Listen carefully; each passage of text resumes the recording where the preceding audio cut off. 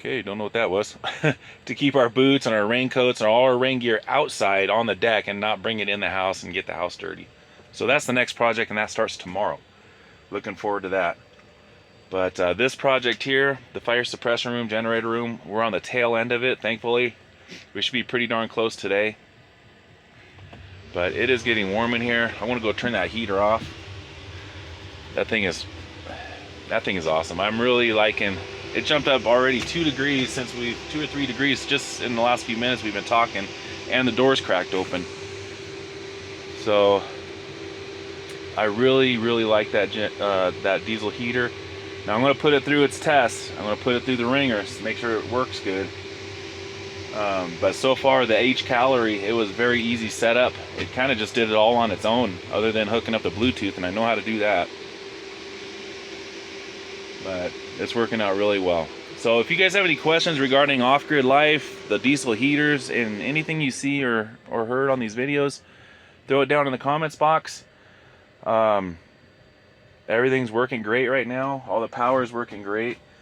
We were having an issue because of the temperature change while I was in San Diego, and daisy chaining these with these Cat 5 cables. Now the batteries are talking to each other, so they all charge at the same rate now. So while I was gone, they would be sitting in the house and the power would just shut off. All the power would shut off and then turn right back on.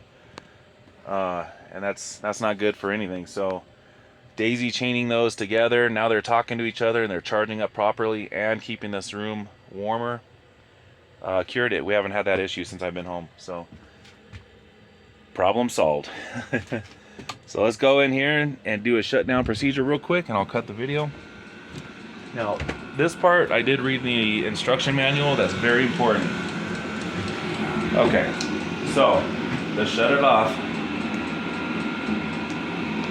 See? It's off. Now, you can still hear the fuel pump clicking. You can still hear the intake blower making noise. You can see it's ramping down. What that's doing, and it's very important, even though you still hear this fan going, it's not done. You can't, if I unplug this, what'll happen is that heat will stay contained in here and it'll damage stuff. You got to allow this thing to go through the shutdown procedure, and it takes a few minutes, guys. So don't forcefully turn this off. There's still hot air coming out. This is the heat coming off of the exchanger inside. And if I cut this power to this, that heat will stay in here and damage components. It needs that time to shut down properly. So very important. That's one thing I read, is that it will destroy your machine. If you go and unplug this or something, it'll most likely destroy your machine, because that heat will stay in here. It can't, there's nowhere for it to go, and it'll start burning stuff. So there you go. It is in the shutdown procedure. Last night it took about 4 or 5 minutes. Just let it do its thing, guys. Let it do its thing. But so far, the H calorie. Oh, by the way, they're not sponsoring me at all. Matter of fact, I don't have any sponsors, which is fine. I'm not here for sponsors. I'm here to just share what we're doing. So, so far, I like this machine. It does what it's supposed to do. It warms these rooms.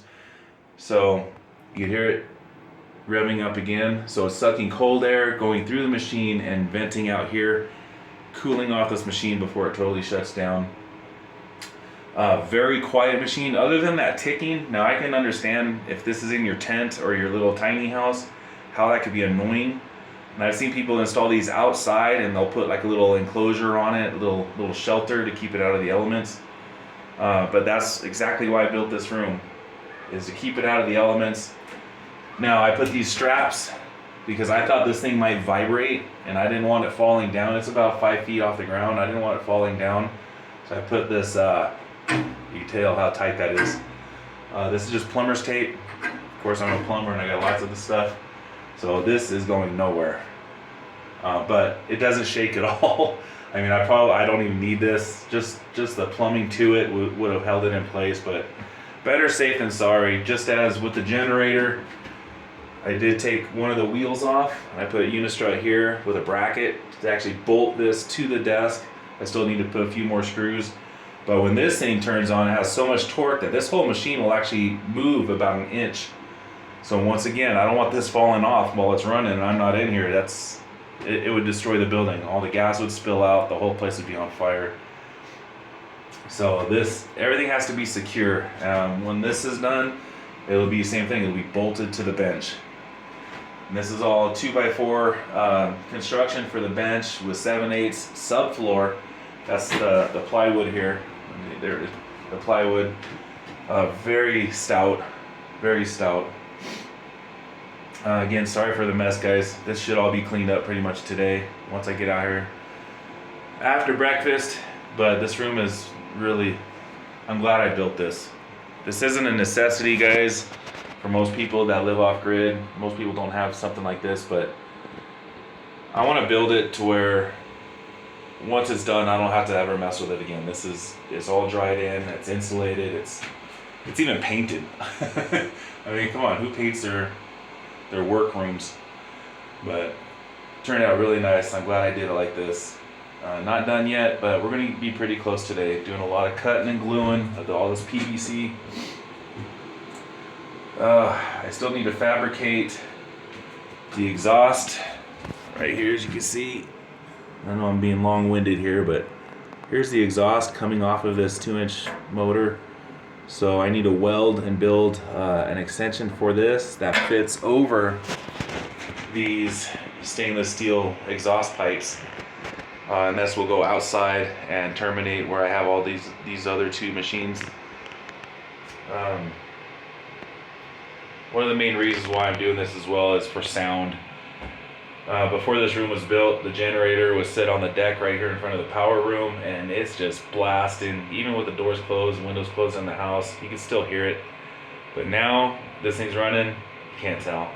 I mean, you can tell if you're right outside, but in the house you can't tell. So this is still going through the shutdown procedure. Little bit of warm air still coming out, but that's part of this process.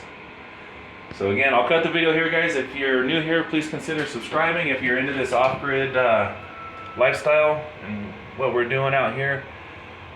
But yeah, there we go. I'll see you on the next one. Prep and thrive and take care of yourselves.